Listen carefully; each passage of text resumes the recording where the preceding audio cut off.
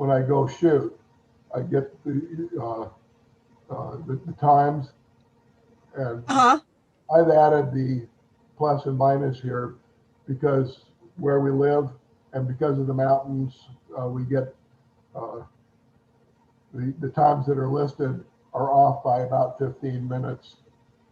Longer if you're closer to Paso and shorter if you're farther away. Mm-hmm.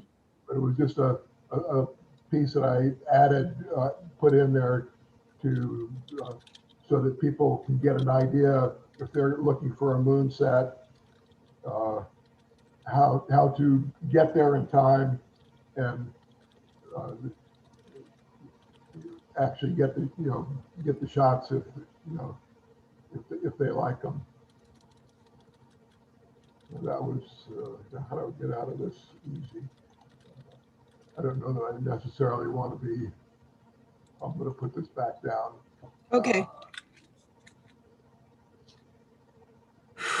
That's pretty much the only area that I will go into. What I can do also is if somebody asks a question, I can go to properties and pull up on the screen. I also have the written amount. I have the written pieces on there also. So it allows me to pull up the data that I use for shooting.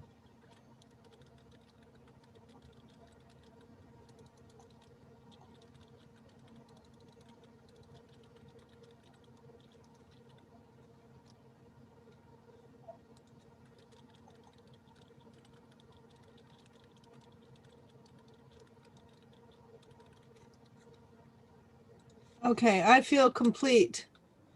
So I'm going to tune out of Facebook. We're keeping a live Zoom. Can you see me? Yes. Should I come out of sharing right now or? Yes. Well, yes. Because I can always push the button. Sure. So we've got 1 minute, and so far no one's here. And I'm going to go ahead and hope for the best here.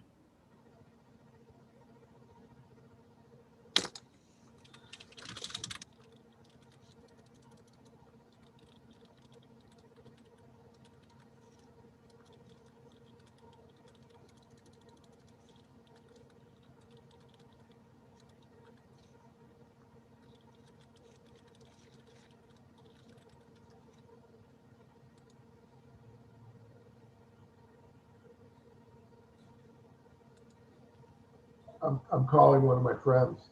See if he got the link.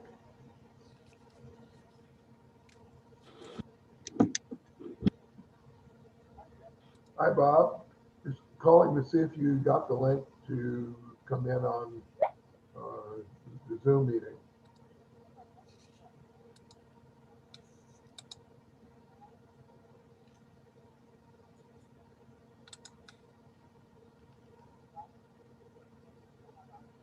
No,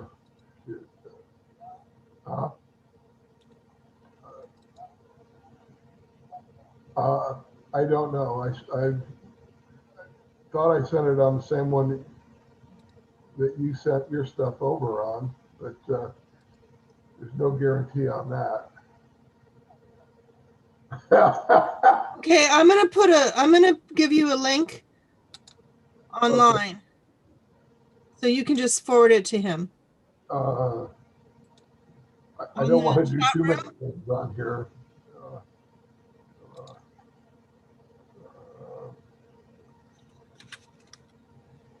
Go to the chat room and you'll have the link to share.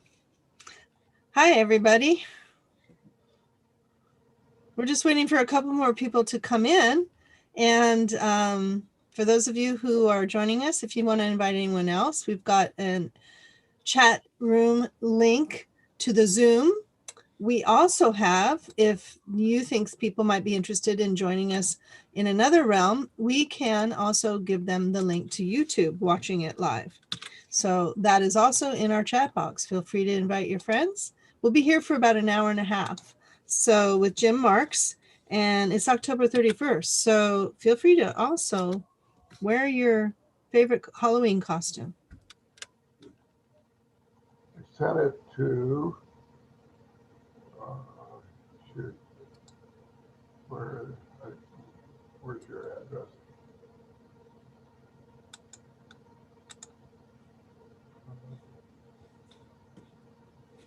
It's under sent, so.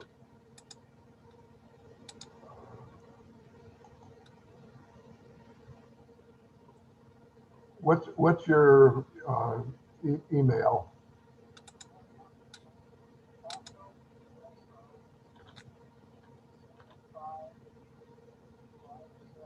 Smith 75. Okay.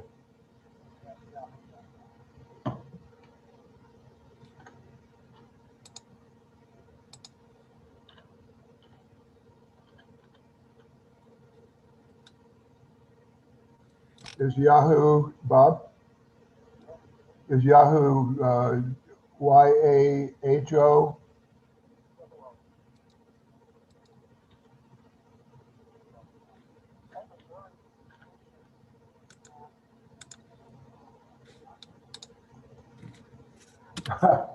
Okay. See if that came through.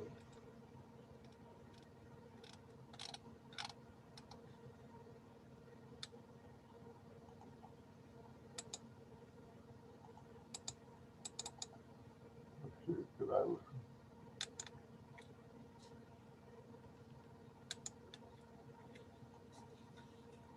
There we are.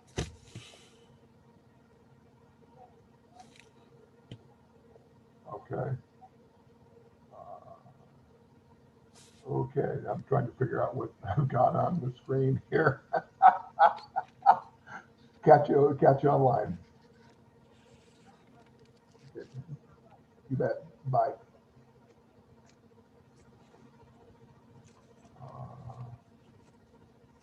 Okay, Jim, we're going to go ahead and just do a brief screen right now. I'm just playing a slideshow until we get a few people coming in. Okay, can I see desktop? You were viewing your screen. Okay. Is that okay? Yep. Great.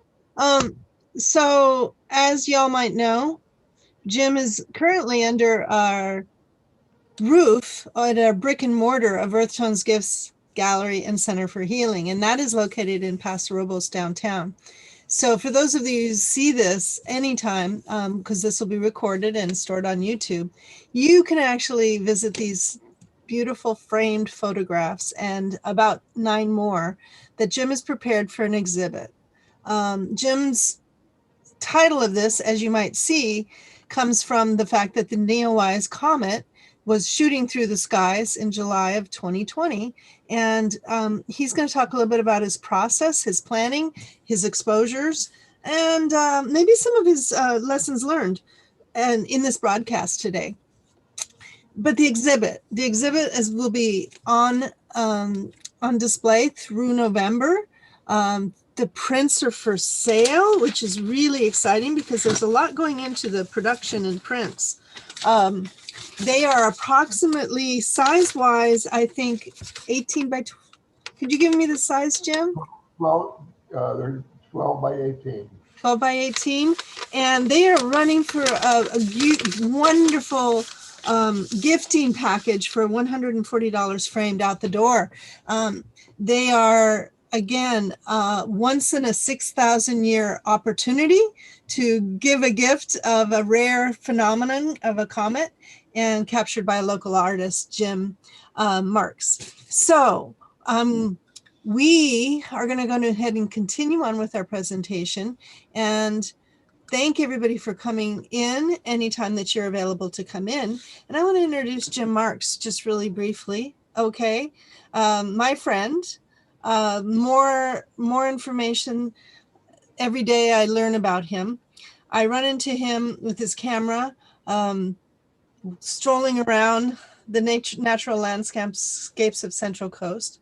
But he, for many years, lived up in North County, in where Earth Tones is located. So a good bit of his vast landscapes reflect the spaciousness of, I think, the natural openness that we have from San Miguel through the mountains of the Santa Lucia Range and off into the wilderness areas of the Los Padres National Forest. But he often has the coastal images depicted, and you'll see them in this shot, in this display, where he goes and finds really precarious but great vantage points on our coastal venues in San Luis Obispo County. I'm not saying that he doesn't travel elsewhere over his, I'm not going to say how, since he was 16, he's been an avid photographer, working from film camera and now to digital, and combining the two for a really exquisite history of photography. So it's my pleasure to welcome my friend Jim and James Marx, photography, and any of the experiences you can share with us today. Welcome. Oh, thank you. You covered pretty closely what I do. I do travel a couple times a year to areas outside of the state. This year, unfortunately, because of the conditions, I've been pretty much local. It enabled me to kind of look at our area a little bit more closely.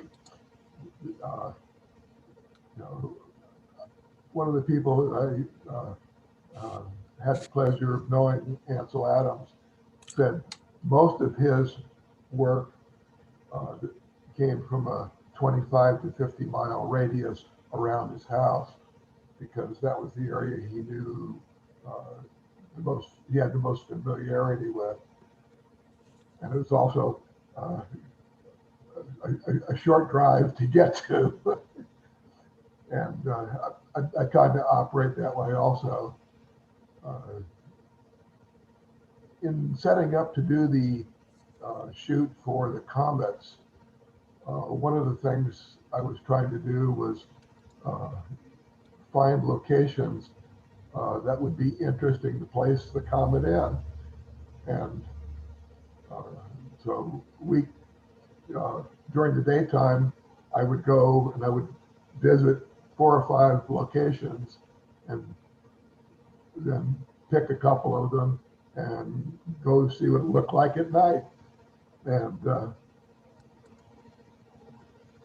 I would have to say I struck out most of the time, because the comet either didn't show where I thought it might, even though I had a compass.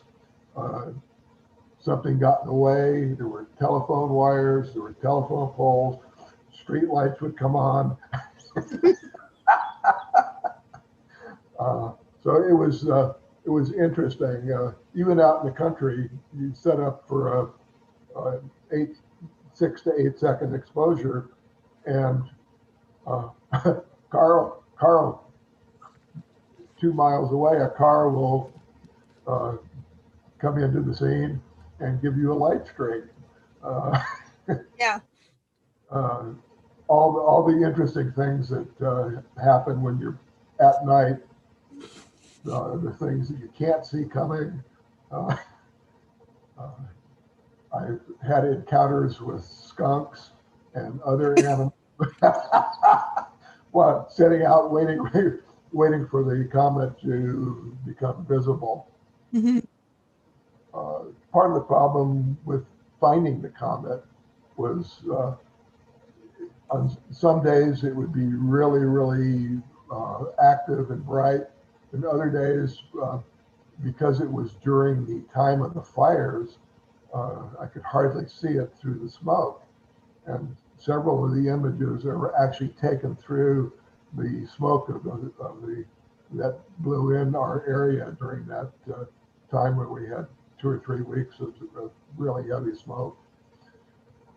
So the process was interesting, And I got to see a lot of the county looking for trees, buildings, landscapes, those types of things that interested me in putting a comment over it. And so that kind of was the process that I took up to the actual shooting. At night, I knew that the comet would be underneath the Big Dipper, and even though you know where it is, it was so faint uh, until it got really dark. The problem when it gets really dark is you have photographic problems. So you're trying to catch it with just a little bit of light left in the sky.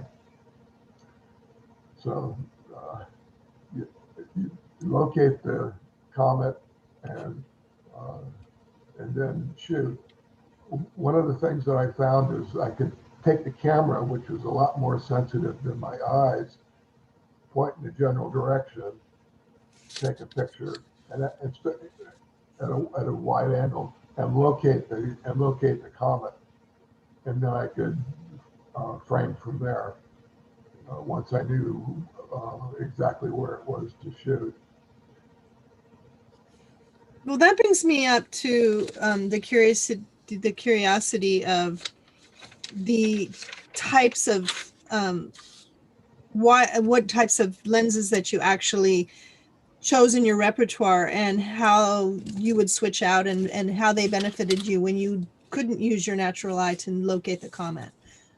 Tell us a little bit about that. Well, the longest lens I used for shooting was 160 millimeter lens, and that one was used only once or twice. When I shot the picture of the comet over Chapel Hill, I was at a very long distance away to get the comet into the image. So that was the longest, and I think the shortest was probably 30, well, yeah, probably 30 millimeters. I don't have lenses that are absolutely suited for night photography. Most night photographers have lenses that are very, very fast. My fastest lens is f2, and it's at least, I only have one of those. The rest are basically f4 and above. So it required a little bit higher, setting the camera at a little bit higher speed or film level at the ISO to capture. So you kind of balance what you can do with what the conditions are. So when you shoot photographs at night with stars, there are some rules you have to follow. You have to have a shutter speed that will freeze the stars so that they're not streaking. So generally, for a short lens, you can go 15 or 20 seconds. For a longer lens, 5 or 6. And if you go, so with the shorter exposure time, you have to up the your film rating or your ISO to actually capture the image. For instance, how high? What would you say that setting is? Looking at the images, most of the images were shot at ISO 3200 or 6400, which is quite high. Yeah.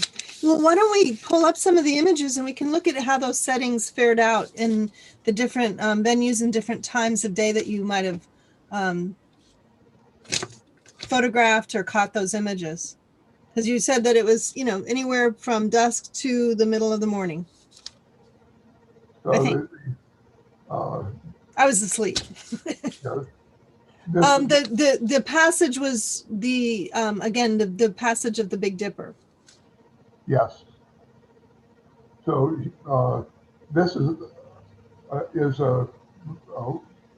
exposure off the coast. Let's take a moment and make sure that you can see the screen. I'm not seeing it yet.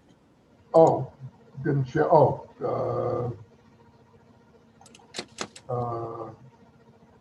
Share screen. Oh, we are. I thought I had done that. There we go. Perfect. That's better.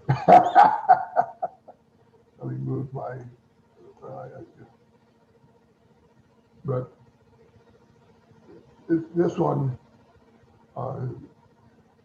was taken at very late sunset. The interesting thing about the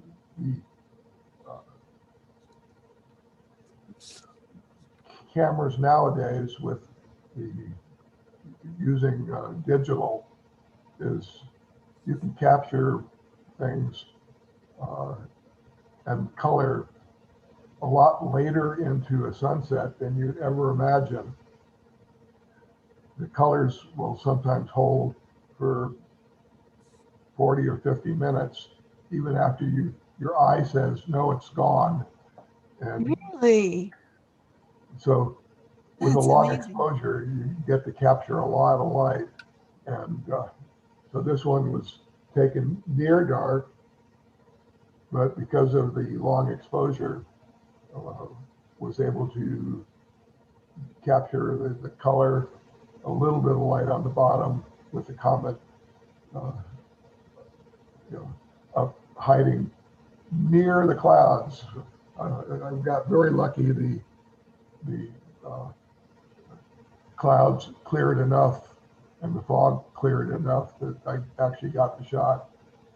There were a lot of shots that I did at the coast or went to shoot, and it was just couldn't see because of the clouds and the fog. And so this is up in kind of north of Cayucas, correct? This is the San Simeon coast. Yes. Great. It's actually a little higher. So actually, so yeah, this is the north end of Cayucas. I recognize the rock over here. So this was north end of Cayucas. So this, not to jump ahead, but this is also, this is one of the framed pictures you have. So what was it that you did to intervene with this for the actual print production so that it can go up on a wall and look, or an office and look so captivating? What did I do?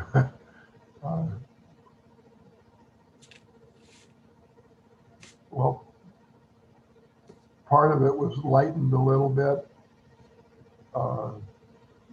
You don't get to play too much with long exposures because you have a lot of noise, and you start working the image, the noise gets out of control. So I basically got to lighten the image a little bit.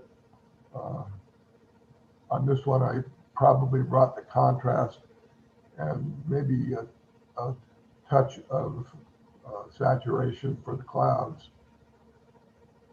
On some programs that would be, you could do it by luminosity, or the combination of the brightness and a little bit of saturation.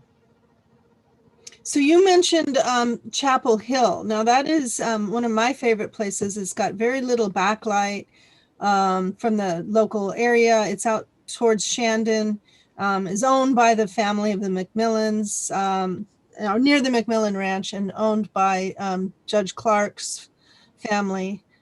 Beautiful, beautiful chapel I go to often, but I miss the comet from there. Wow. And in the bottom, if you look in the bottom area of the image, this is about the layer of where the smoke came.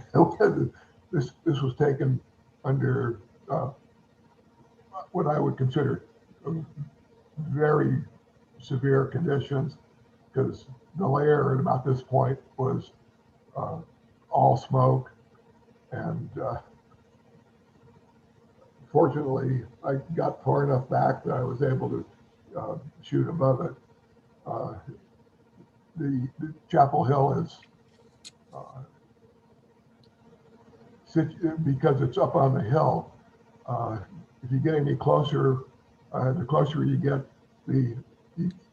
where the arrow is, as you get closer to the bottom, you see that much.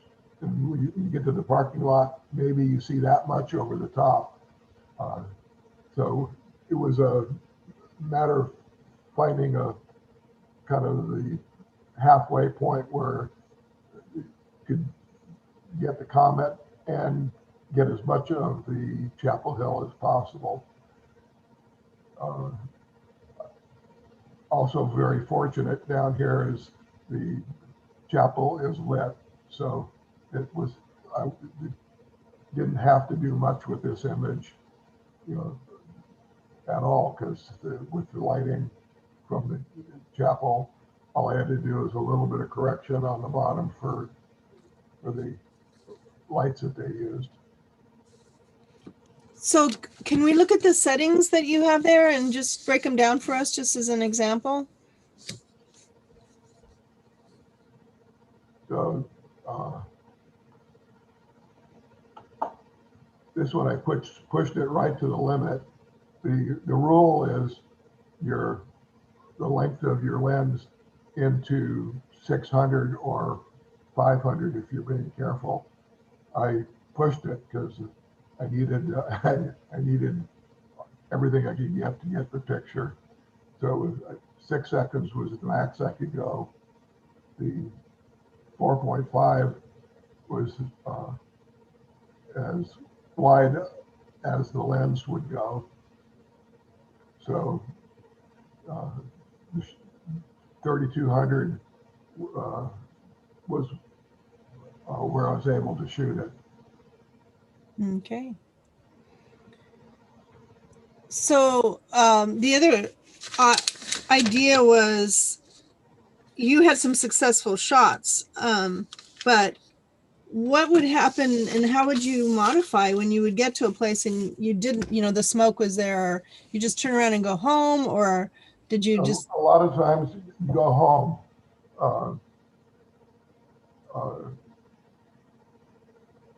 With one or two of the images, what I did is I took 2 photographs, one of the object and one of the comet, and put them together. Do you have an example of that? Uh, And then you said you had a list of places you could, that were, and ideas and setting ideas when you went into this planning phase for the 20 days or so of the filming. So you would just kind of regroup, look at your list, and try again, huh? So on this one, the amount of light that was here required that I shoot this picture separate than this one, because this area, if I had shot it for the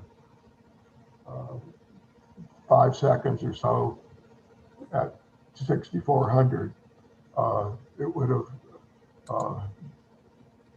completely blown out the whole image.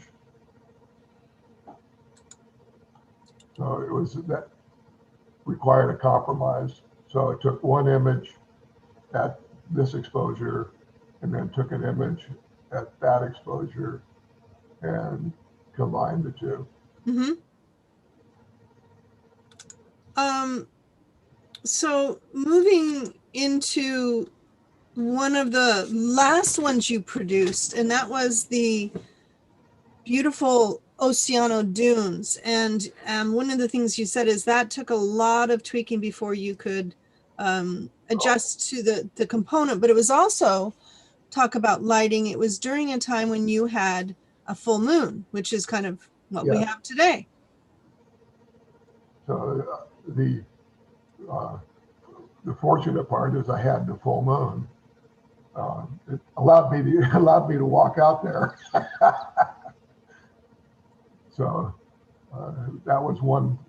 I had gone out, and I had kind of picked this location. And you take what you get when you get out there. You know footprints from previous people who were in the area, and set up. Took multiple pictures of this because I didn't know what was going to work. Part of the problems were the areas of highlight because of the moon and the long exposure. So when I first started working I had a lighter sky, and so I physically went in and darkened the sky to solve that issue. And then there were some other issues that because of the lighting and the long exposure had to be taken care of. Some of the highlight areas caused by the moon had to be softened. Some of the shadows had to be lightened.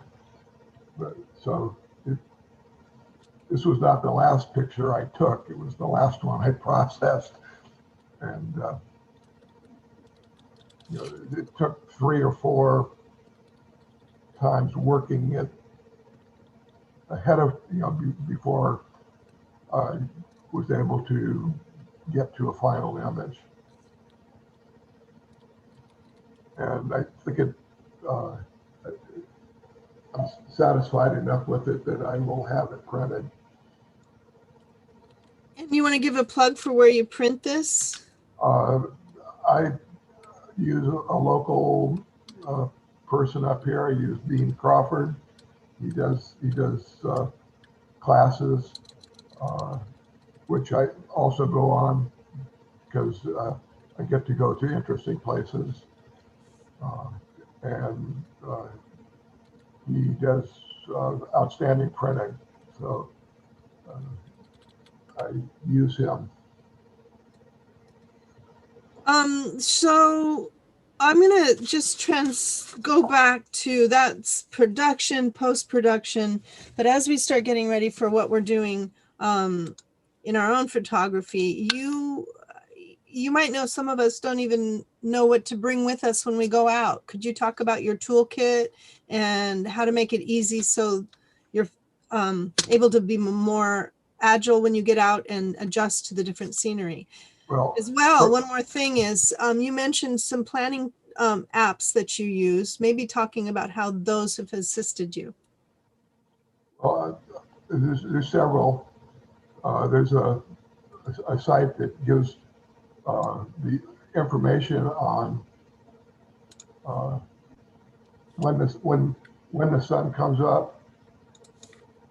It gives the 3 stages of twilight, both in the morning and in the evening, and their times are 4 passerobals, but because of the mountains, which they don't take into consideration, they just go by latitude and longitude on their timing. The shots in the morning, or excuse me, the moonset would be that'd be morning. It's like this morning I went and shot the moon, and it showed the moon going down at 7:22, but the shot was actually taken. I took a shot this morning, which I have also on the, in the folder. It was actually taken at 6:58 or 59, so it was quite a bit earlier than this. This time shows when the moon has cleared the horizon. So you need to have the time the moon, when it hits the horizon, goes down. Plus, you should get there 30 minutes before, so you can actually locate where it's going down and where you want to set up. So you're saying that it was about 15 minutes up, or the range of the accuracy was a couple of minutes out? Well, the site shows 7:22 as sunset time. Excuse me, it's moonset time. The moonset actually went down. It started about 20 minutes earlier than this and was done 15 minutes earlier than the time shown on the chart. And I made this chart because I made the chart on the 29th with this information so that I would have it available, to show, and to so that when I went out, I'd have a reminder, get there early enough, to actually get your shot. Well, and we've got one and almost two other people that just joined in. Welcome. Hi. Thank you. Hello. This is Alana Reynolds, and we're just to remind you, this is on YouTube. This is also live in Earth Tones Gallery if you want to see the pictures. But I was just going to ask Jim to kind of review the shots one more time, or something in one of your files about some of your favorite nighttime celestial photos. And then if anybody has any questions while he's reviewing, feel free to chime in. Keep your microphones on. Well, what I'll do is I'll just start up in the upper corner and work through. Actually, let me start down in actually the moon shots, because those are things that are available, once a month rather than once every 6,000 years. So this was a shot last night. Oh, excuse me, this morning. Yeah, let me get the properties. So, come on, get over. Was that up in Atascadero? This was taken. I live in Paso Robles, so this was taken. I have a spot that I do a lot of shooting for the sunrise and sunsets. So unfortunately, the clock on this camera is off by. I can't use the information. So about was this like this was right about 7 o'clock this morning. So at 7:43 was the full moon. So this is this is a moonrise. I put it in the wrong order. And it was taken at 7:20 p.m. because I'm off an hour on the camera. Okay. But what I did is I took 3 images, or actually 4 images, to show why you want to try to shoot your pictures at a certain time. Yesterday morning, when I took a shot, the sky was darker. Go to the that's in the set. No, I only put one of them in. But This one here is, we didn't see, yeah. this is a moon set. It was taken,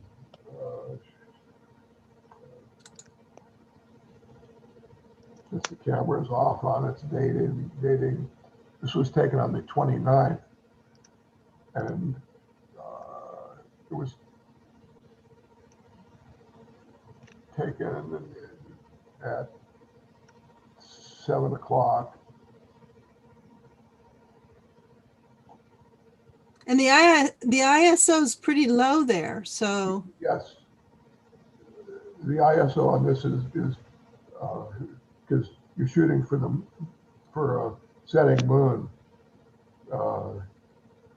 But so it's a 13th of a second f4 600, and this is a cropped image, which means it's a section out of a larger image. Sky's very dark, and you can't see the foreground easily. So, So when you go going forward, mm-hmm. I can get that in there. This is a shot that was taken this morning. Wow. Yeah. And because the moon set, instead of being at 6:20, it was at 7:20, and enough light from the sun was able to light the foreground. So when you take the shot of the moon, Can we see the settings also? Yeah. There. so here again, same ISO. It's actually a little bit faster because there's a lot more light, but it's hard to tell because the previous one was very dark. This one, the sky was starting to light up. So basically, the settings were pretty much the same, except the speed was adjusted for the light. That's one of the things that you'll find when you do shots at night or very early mornings. When you find a setting that works real well, you tend to start at that point, and you don't move very far off of it to get the results. You had asked about what kind of equipment you would take. With shooting at night, tripod is essential. So basically, I work most of the time with just a tripod and a camera. On rare occasions, I have filters.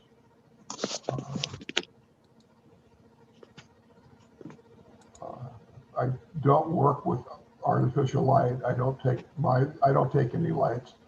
I'll use lights if somebody has lit something up like they did at Chapel Hill. So it requires getting the exposure so that you can see this area. And the original on this was quite a bit darker, but it was there was enough information on the foreground to actually bring it up. And I chose this composition because because I really liked what the lines were doing. Yeah, it's a very layer upon layer and shows the texture of the landscape. Where And with the other one, what I did is I went from just the corner down to about here and did about that. This so one allowed for more. I have a request from one of our attendees. That is me. I grew up. That's a good request. I gotta be honest. I grew up with Charlie Brown and the Great Pumpkin. And one of my goals would be to get out there tonight and try to get a pumpkin shot with a full moon. So I know that's as a personal request. And I just kind of wondered if you had any locations other than Tally Farms. And then, just some ideas for trying to get something so small and so big, to get that wow effect that Charlie Brown always admired at once a year. And you can think about it. The problem with trying to, let's say, put two objects that are very far apart into an image, it becomes very difficult because of the depth of field that you have. In order to see the moon this size, you have a pretty long lens. With the long lens, the objects that are very close to you are out of focus. It's very difficult with a long lens to capture that kind of an image. You could capture, the pumpkin here, but the moon would be maybe that size. Mm-hmm. But similarly, if you were to get a vineyard or something like that with a little bit more of an acreage, is that something that could translate to a very nice visual for harvest moon? Oh yes, I have a full moon image with in a vineyard, and it comes out stunning. I don't know exactly where it is. If I'd known in advance, I would have found it. Yeah. So let's go ahead and talk about what getting on now. Sorry, somebody else is getting on. I was just wanting to go back to the toolkit. I mean, in that case with the vineyard or the pumpkin, which we already ruled out as not being so vital, what would be some advantages of the natural lighting that's going to come out? So some of the hot spots like Avila Beach tonight, or places where there is a lot of ambient light, but there's also like the dunes that reflects and gives you a little bit more of an interesting image for the celestial components. And this could be for the comet as well, or you could just look at that stunning piece there. I mean, this is what you can do with a full moon. I did a little work on the moon because at the exposure that was here, it had a lot of flare around it. So I basically removed the flare. That's nice. Great. Yeah, because you can really see the seaweed, the banks. Can you show the settings on that? Because it's very mystical. The water's a little bit, shows the movement. That was because of the time frame. 8 seconds. 8 seconds. It was pretty much wide open when I took it. It was 16 millimeter lens, which gives great depth of field and a low ISO because I had a lot of light available in the image. So this was the first October moon. This was last. Uh, This phone? no, it was, yeah, Date taken 9/25. no, the information probably is not, I don't know if that one is correct or not.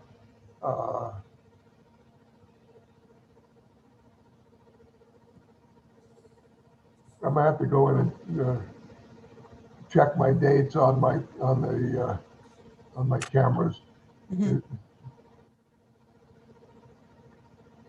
Because I've found that both of them are, the time is pretty much correct. Was it? No, that's off by an hour also. So,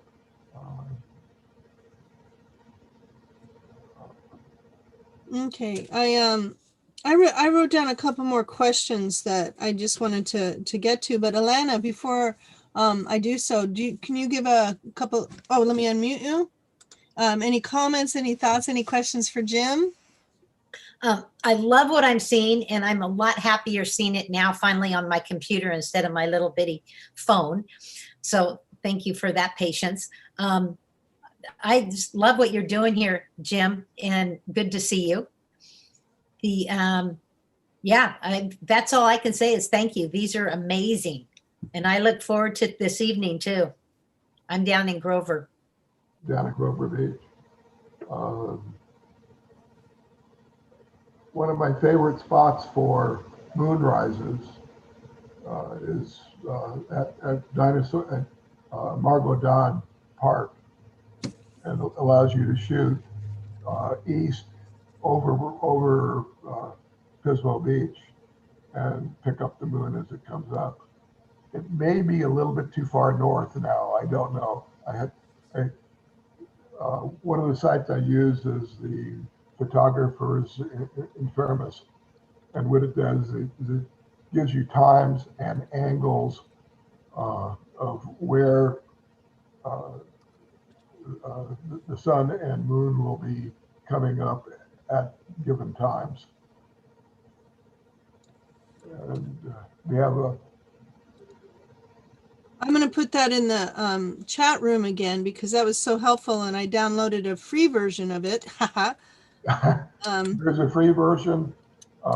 Unfortunately, they keep dumbing down their free versions to get people like me to go to their more expensive version. So it's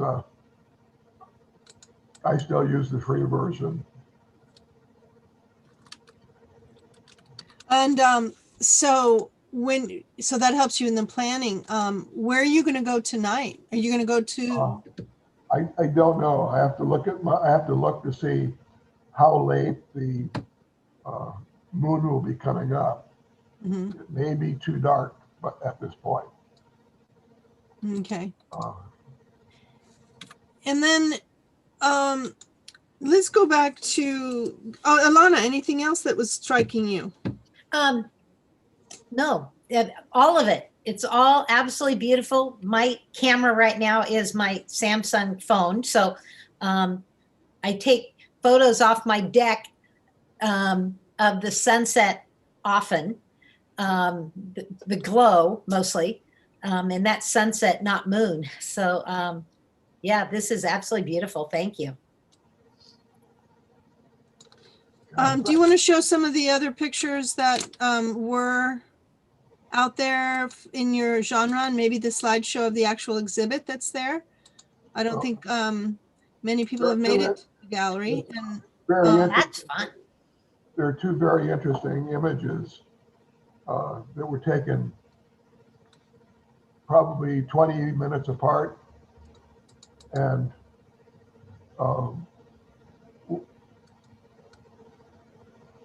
what the two images, I realized what I had done.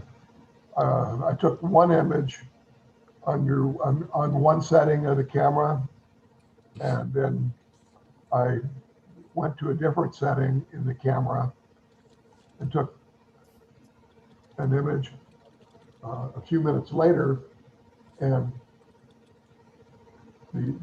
the settings in the camera uh, uh, gave a totally different feel to virtually the same spot. I don't remember getting that many stars in the other one. Yeah, I guess they are. They're just not quite as bright. This one was taken first, and this one a little bit later. The stars are a little bit brighter.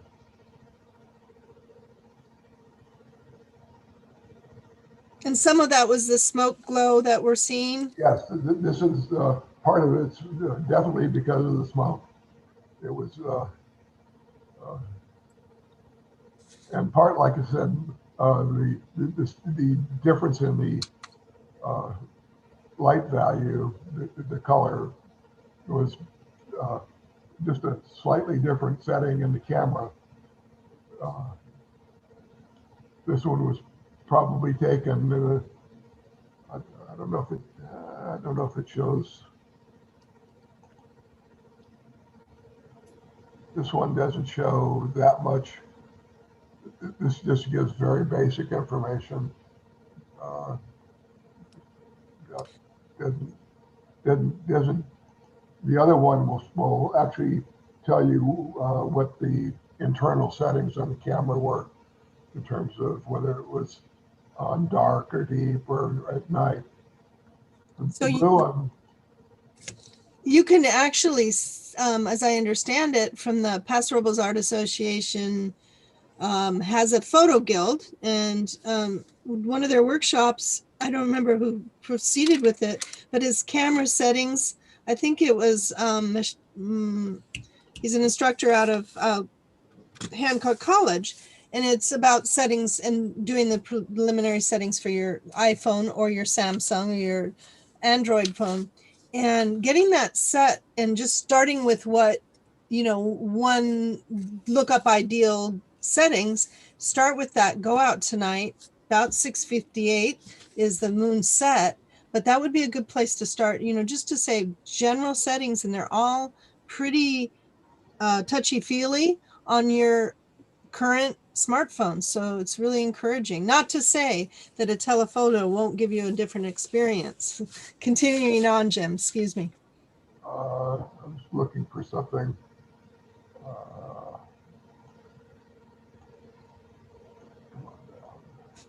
Well, while you do that, I'm gonna share my screen and just remind you that these photographs are for sale, and we have a price list here.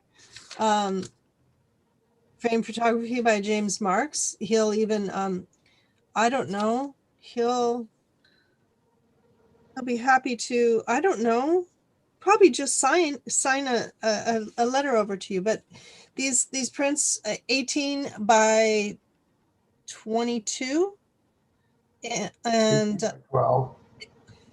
18 by 12. Again, I'm looking at the big pumpkin, and we're going to see a rolling overview of these prints and the Oceano print, which is added to this one more time. But if you get a chance to visit Earth Tones, again, drop in, and we'll make time for you for a social distanced gallery visit, and we can also give you access to meeting with Jim in person, live while you're looking at the photography if you want to know more about it or the location. Back to you. Tonight will be a very good night for a moonrise. The sunset is at 6:09. Moonrise is at 6:32. So the sky will be fairly light, and will allow you to get your foregrounds and things like that. What time was the moonrise? The moonrise is 6:32. Okay. And since it's a moonrise, it would actually be probably around 6:47.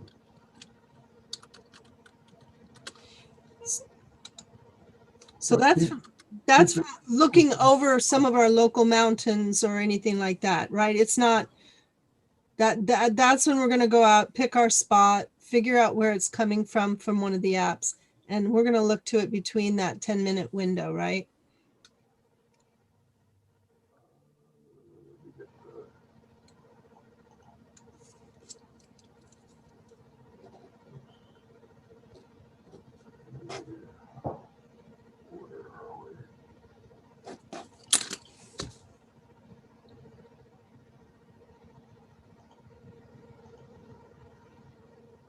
Okay, back on.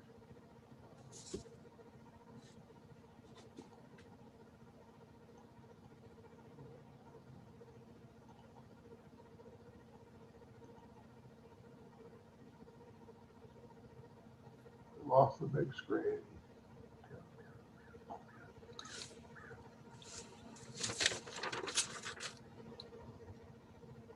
All I'm seeing is the Zoom screen.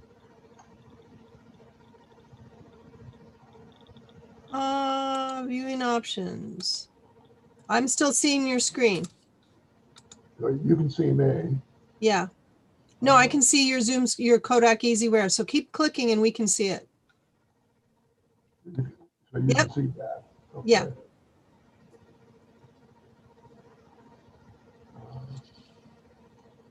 So now I have your gallery.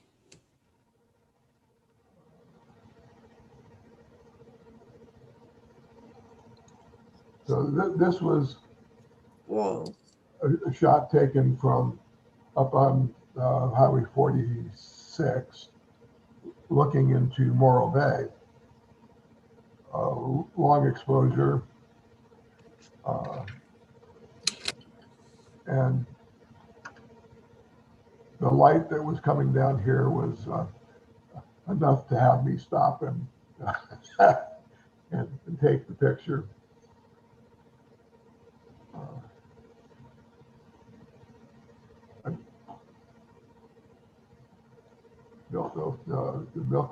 The Milky Way was just out of this one. But the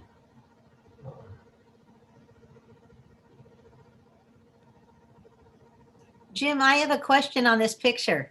yes. It's stunning. The lower left corner looks like something's going to rise, which must not be accurate. Something what? The lower left corner looks like something is going to rise, yet the moon is up in the sky. What did you do to create that glow there?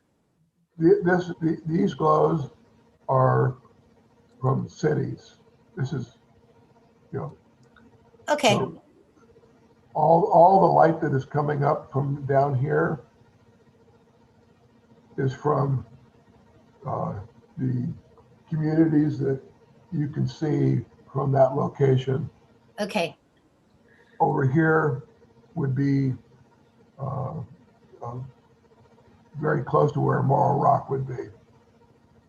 So that would be Morro Bay. Then you have Cayucas directly under here. So it was just a really fun image to take. I stop here quite a bit.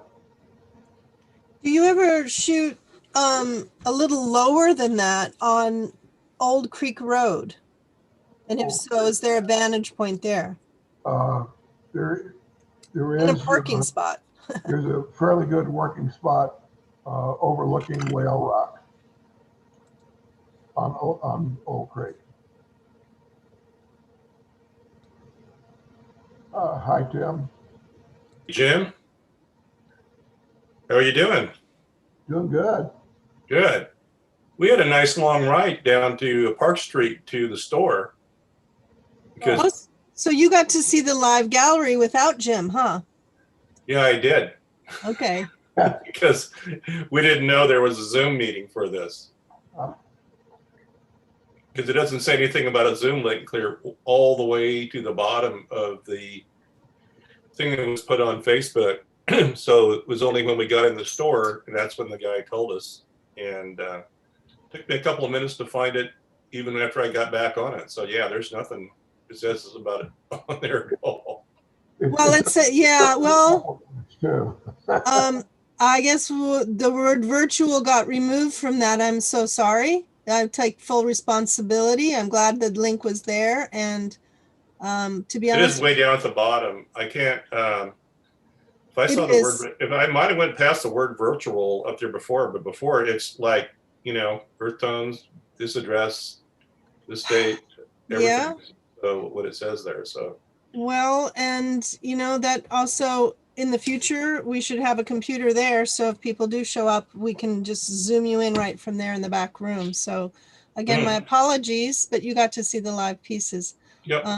This will Sure be, did. this is the whole discussion with Jim's comments will be available on a YouTube link, which I'll put back on there. So you can kind of go back and see what you didn't see, but welcome now.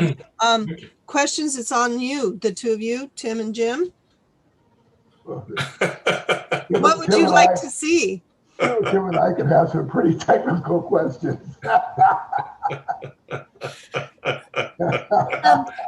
Have you done any shooting from the Pismo Preserve? And I'm not sure with the changing of the time tonight if they're going to be closing the gate at dark, but have you done any photos up there? No. Okay.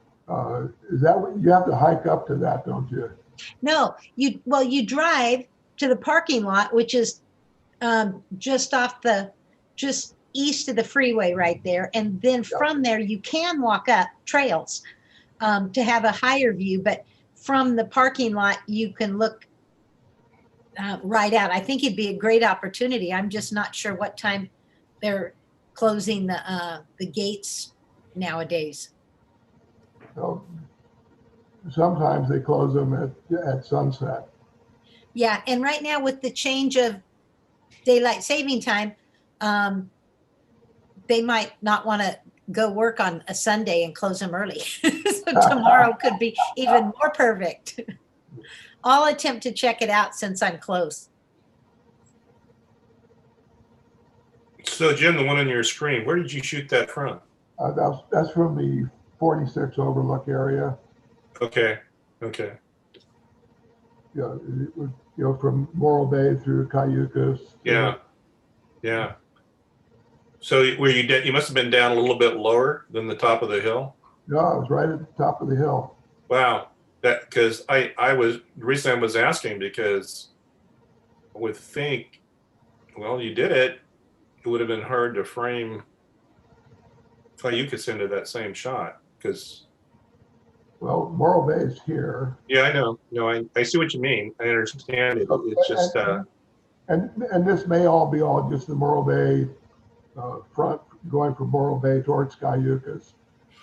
I really don't know what that bright spot would be, relative to Morro Bay or Cayucas. Okay. I just know it's a pretty wide angle, so the rock being over here, and that could be Baywood. Hard to tell in the fog, especially.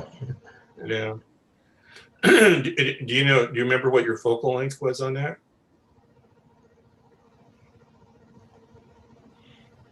Uh, 26 millimeters, it says. That seems awful wide to pick that up from way up there.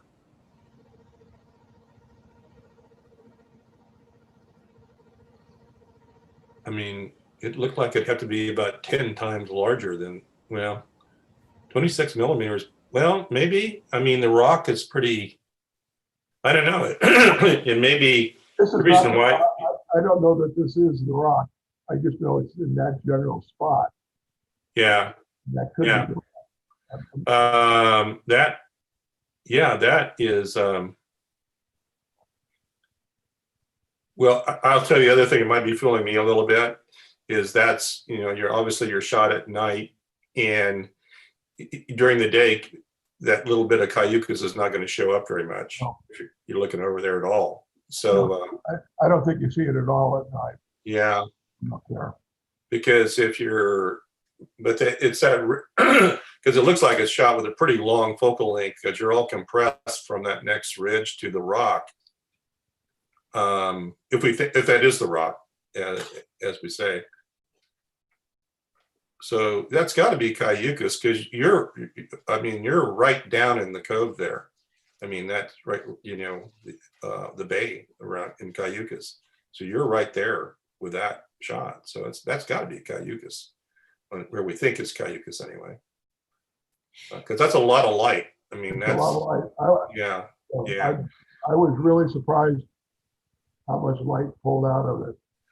Yeah.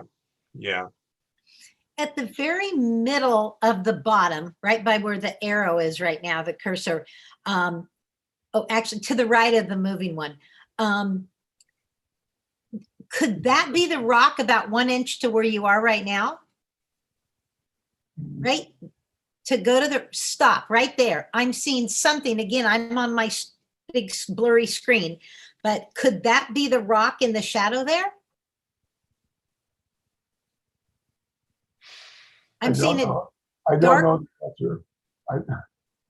Well, that's a possibility. I mean, you'd be getting the rock there, then the town of Morro Bay to the left, and then, and then all over what we thought was the rock in the beginning. That could be another one of the mountains. That could be Baywood and Los Osos light. And then yeah, but I would be surprised that, I would be surprised we would see the Baywood and Los, there is a big hill back up in there, and it could be that. The other side of the coin, it could be actually, no, wouldn't be there either. Not with that kind of light. Yeah, interesting. We'll go find out. Yeah. And, no, I was just driving up the road and I looked over there and I said, got to give this a shot. Yeah. I wanted to welcome Bob as well. Thanks for joining us. We can go back to the exhibit pictures, and we can also go to the full moon shots that Jim took the last 24, 48 hours. Anything you want to see, Bob, or any questions? No questions. I appreciate the opportunity to see Jim's work. Okay. Great. I'll hit a couple of the moons. This was taken on the 29th, and I took it as an example, mostly. The sky was almost dark in this one, and I was going to use it as an example for showing the difference between shooting with light in the sky and being able to pull foreground. So great shots. just being able, just catching just as the light is either coming strong from the sunrise or weakening from the sunset, gives you the best opportunity to frame the moon and get sky and get foreground and have it all be separated.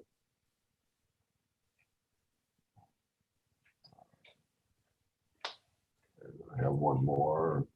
This was the moon set this morning. That's great. A crop version of a 600mm lens.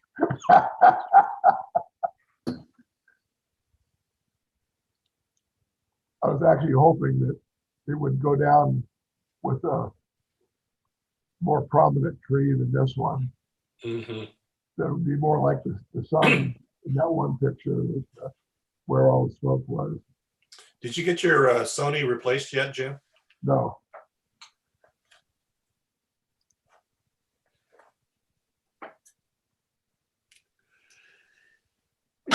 And where are you going to shoot tonight then? You didn't tell me, because I'll bring the hot chocolate. I haven't decided where I'm going to shoot tonight.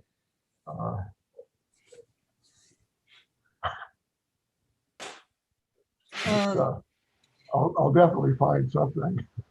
With Jim's inspiration, I went out last night and I got the opportunity to go to work with the Atascadero Julia Tuttle building, the colony building, and got the moon over the rotunda. And I might just try that again tonight. It was really spectacular to use that little bit of glow. But then I also put down that the Margot Dodd Park in Pismo Beach, if you research that, that might be a really beautiful venue. Because again, the comet won't be seen for 6,000 more years. So we're not going to get a chance to review that. Jim, can you back up a couple of images? Okay. Well, that's where you and I shot together one night. Yep.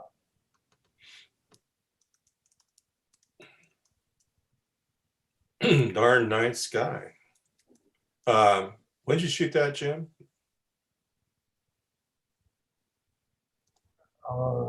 Time-wise, Yeah. it was probably an hour after sunset. No, I got that part right. I mean, calendar-wise, when did you shoot? Calendar-wise, Yeah, within the last couple of months, or? 9.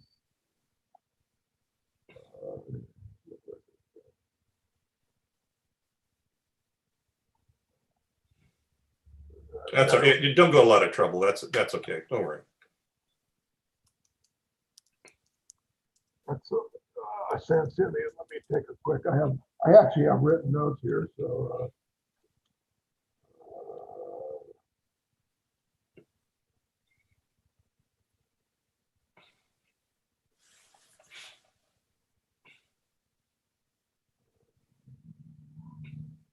One thing he was saying is that the lighting of the sky stayed a good bit after, and even though it looked dark, the images still brought forth the color.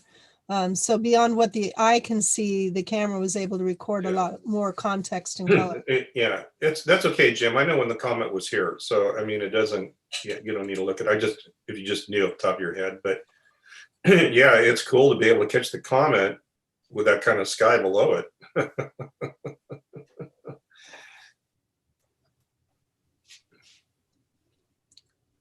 You did a lot more comet hunting than I knew you did.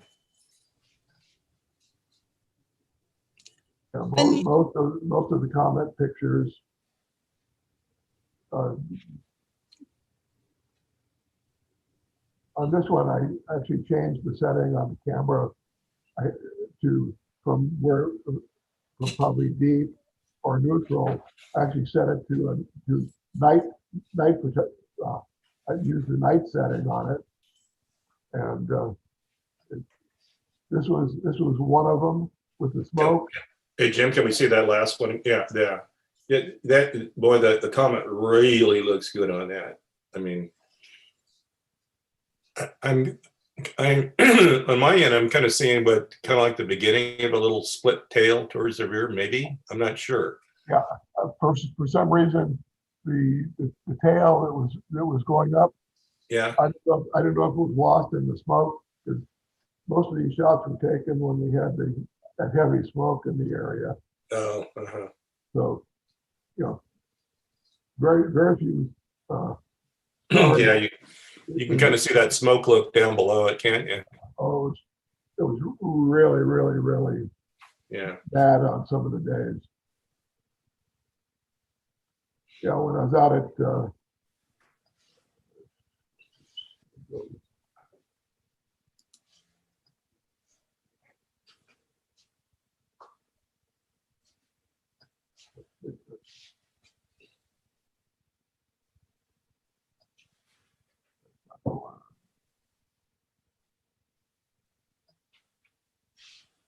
I didn't click one of them off accident. I may have clicked one out of the box here.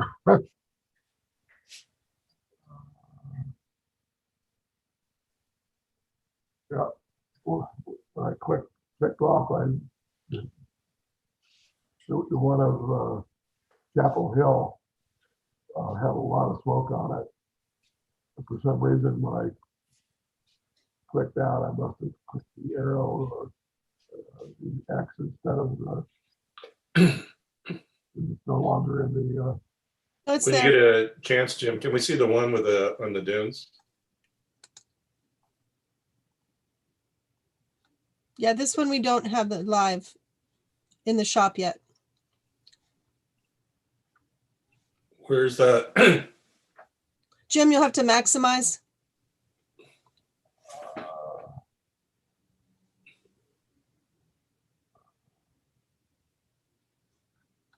Great photo. Maybe just drag your box a little higher. There you go. Gonna lose a little bit on the bottom, but it's pretty. Well, that must have been a little hard on your knees. Huh? That must have been a little. Well, fortunately, moonlight going out, and yeah, it was the sand pack until I got out to that area was pretty was not too bad. When I got really onto the dunes, there was only a couple of dunes that were a problem. And somebody got there in front of me, Yeah. and there was another set of footprints someplace. But Well, it's pretty phenomenal to get the comment there. Yeah. And you don't see the Big Dipper. So, our marker during that time, if you were out trying to get it or see it, well, the Big Dipper would the Big Dipper would have been above the comet, and when I darkened the sky, that wiped out any stars that would have been there. It's funny when looking at the dunes there, I thought you were in a spot. I guess you're not in the spot I thought you were. I thought you were in a spot that was looking south. And I thought, well, he wouldn't get the comet looking south. So I guess you're in a different spot than I thought you were. That, of course, but the dunes, it's hard to tell when you're looking at an image. Sometimes you think you know where that was shot, but then it's not. You don't know. Yeah, I went out of the trailer park area. Yeah. And then when I then hung a right for probably I was probably a quarter mile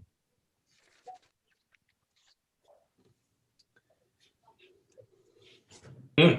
Well, that would put you right about where I thought you were, but then the comet wouldn't be in the picture.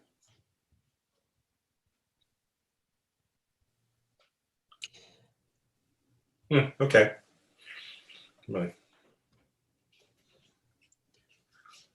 So Jim, in this this last 10 minutes of the event, I wanted to kind of pitch to you, not only, of course, we're curious about what's coming next, either with your work with the Art Association, any other celestial events that you might be targeting and starting to plan now. And, I just thought I'd talk to you about the change. We have a longer night, so trying to capture these images with some illumination.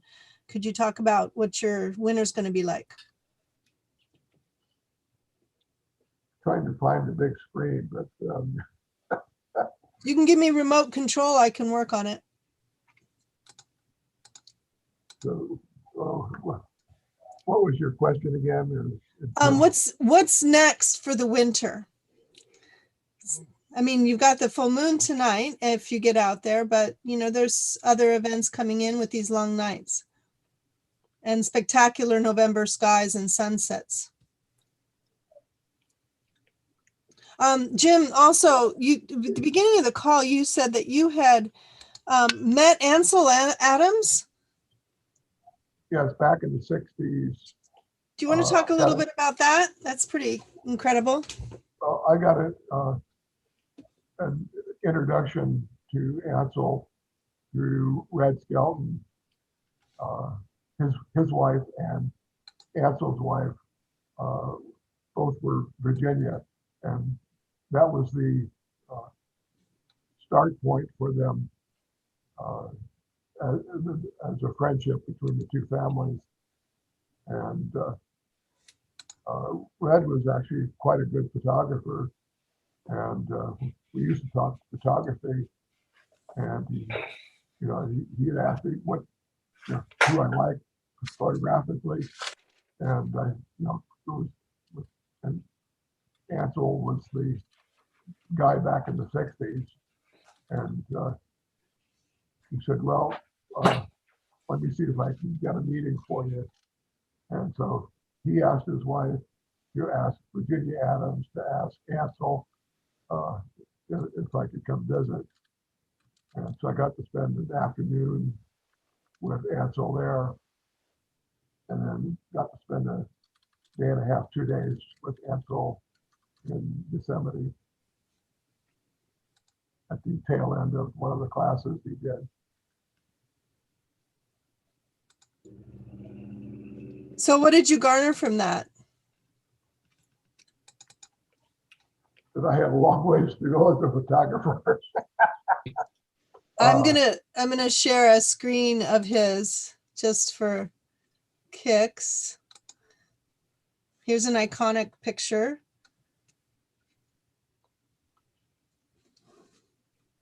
I'm gonna break that down. Can you see it, Jim? Nope, I still have a Zooms. No.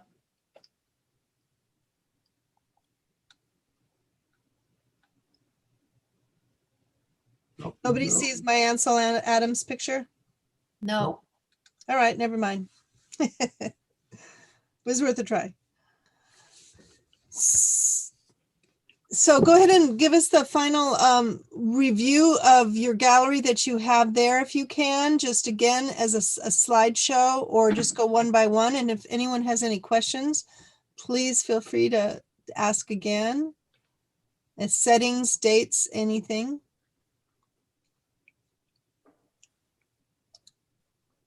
The settings are pretty much the same on all of them in terms of the ISO is either 32 or 64 or 100, and the times were basically 4 seconds to I think a maximum of 8 seconds. I really like this one here, Jim. This is really cool.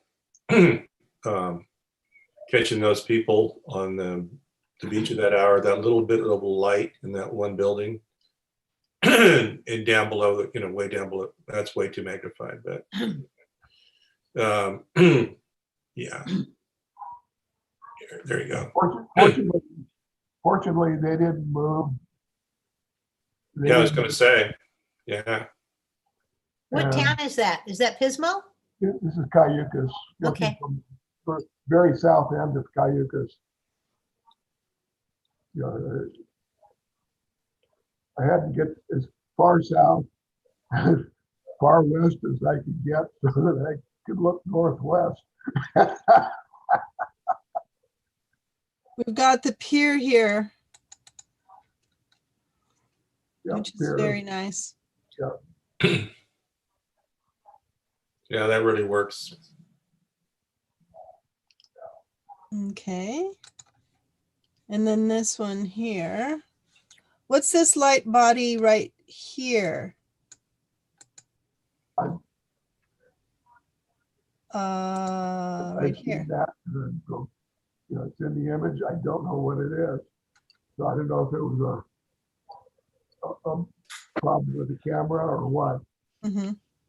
I thought about taking it out, and I thought, well, it's there, but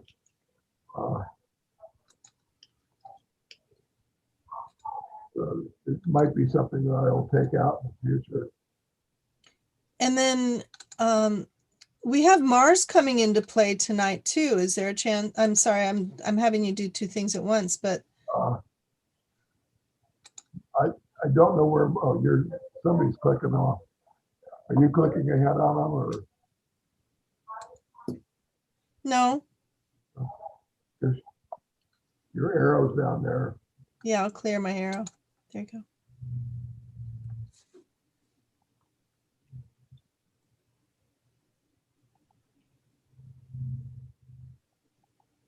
That's my favorite. This one? Yeah.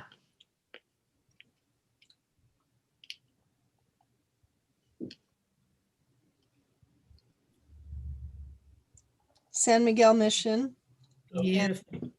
just the Chapel Hill. I couldn't find it before. I don't know. I don't know why.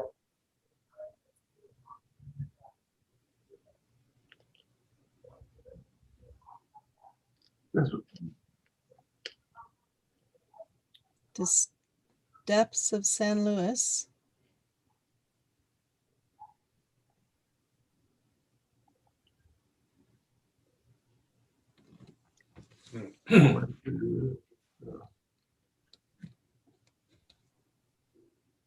We figured this was September's full moon.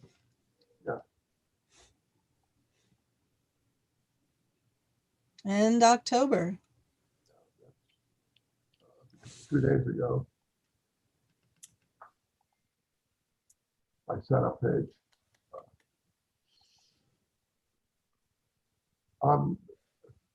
For Bob, the most of the sites will list the time as if you're at sea level and you don't have obstructions. For Paso Robles, there's the sun sets and the moon sets about 15 minutes earlier than the time. And so when I took this picture, it was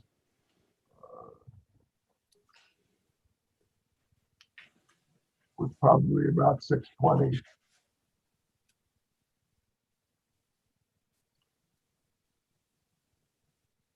And because of the location, you also when the sun comes up, it can be up to 15 minutes off also. Thank you.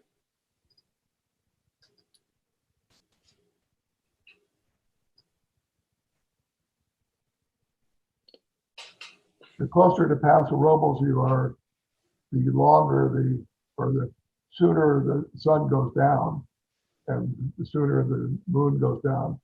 If you're out where I used to live, I would get easily 2, 3, 4, 5 minutes more sun because of location. So the times that you'll see in the different programs are subject to elevation and distance from mountains. Well, okay, I just wanted to kind of encourage each of you. Some of you have digital equipment, some have mirrorless, some have cell phones, but that means tonight, the full moon, the blue moon, rising in Taurus, shifting to a great event. It's also Halloween, and tomorrow the Dia de los Muertos. I'll be at Via Vega Winery just at sunset doing a blessing of their Dia de los Muertos altar. And Tim, just to note, it will be a virtual event, but I'll be there live with my camera out in the, that's near J. Lohr Winery. So that's off of Airport Road. So I'll get out there and get a couple of trees. So get your plan together. And if Jim can be available, please feel free to catch him at his email, and I'll put that in the chat room. and I don't think he'll mind if I share that with everyone. Which is Zin, or you could put it in the chat room, zinmarks@gmail.com. And don't forget, whatever you do, you can catch the full moon over your favorite ballot box coming, and make sure that you get that in by our voting deadline on Tuesday. And so we have a lot of interesting events coming up, and I want to thank Jim for taking time to join us and to do this video recording Zoom live event. This is our virtual opportunity to really get to know Jim and his process right here from his home studio. So I appreciate you taking this hour and a half to be with us, and also the beautiful exhibit that you've left at 1319 Park Street at Earth Tones, which will be up through November. Thank you. Thank you. Okay, so I'm gonna howl. It's the full moon, but I'm gonna mute myself. So on a count of 3, again, know that I thank you for being here. Oh, oh, oh. Okay, thank you again. Thanks, Bob, Tim, Alana, and of course, Jim Marks and his beautiful wife, Lee, in the background. Thank you so much. Love you all. Bye-bye. Okay, Thank you. And thank you, Mary. thank you. Thank you.